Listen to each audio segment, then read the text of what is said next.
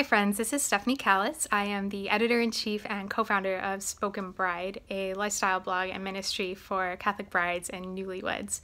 And it might be because of my work in marriage ministry, but as I was praying through the readings today, the language of marital love and of Christ's espousal to us through his crucifixion rang out so clearly and so beautifully to me.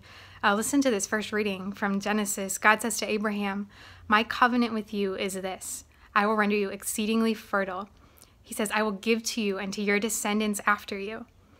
God is speaking of his word to Abraham, that Abraham will become the father of all nations. And this language of covenant, of fruitfulness, of God giving himself to us, that is a vow, not unlike the language of wedding vows between husband and wife. This is God's self-gift to us. And that theme is repeated in the psalm. Today's response is, "The Lord remembers his covenant forever." Forever. This Father is so giving. He's so generous with us in such a permanent way. His promise transcends this life on earth and is for all time. And that's all because the gift of his Son in his incarnation is emptying himself on the cross. He is opening for us the doors of heaven, and he's opening for us the reality of eternal life. And then lastly, we hear the echoes of this promise, this vow in John's gospel. Jesus said, "Whoever keeps my word will never see death."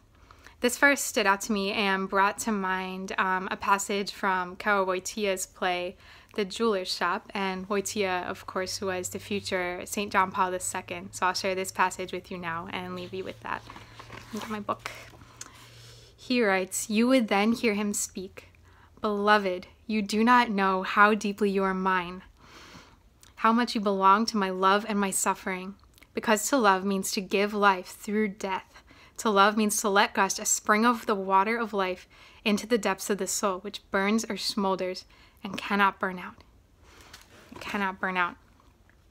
Even in this solemn season of Lent, that is his promise. That is God's covenant. He is saying to us, this is love. You are my beloved. I will never leave you, never forsake you. I have overcome death for you.